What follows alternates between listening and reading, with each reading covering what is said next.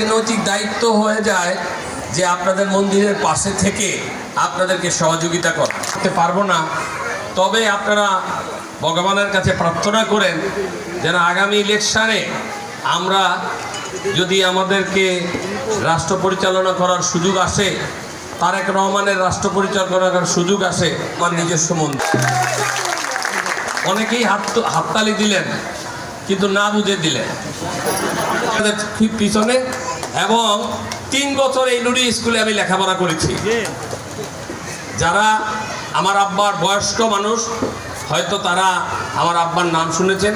এই দাসপাড়া পার হলেই আমাদের বাড়ি, যেটা আজকে মোস্তফা সাহেবের বাড়ি ছিল হয়েছে, বাসারা ওখানে বসবাস করে, তাদের বাড়ি, গোপালদার বাড়ি পাশেই। তো সুতরাং আমি আপনাদেরই সন্তান।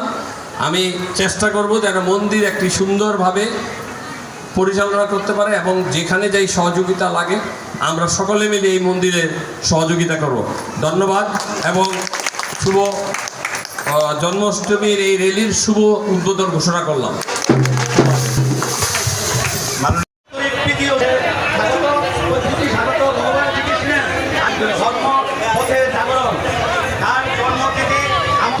ন্যায়ের বাণী হৃদয়ে ধারণ করি।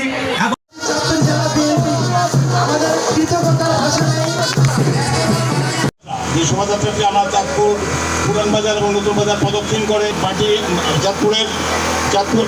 চাঁদপুর জাতীয়তাবাদী দলের সভাপতি আমাদের শেখ ফরিদ আহমদ মানিক, তিনি আজকে প্রধান অতিথি হিসেবে সূচনা করার জন্য আমরা এরপরে দিকে তাকান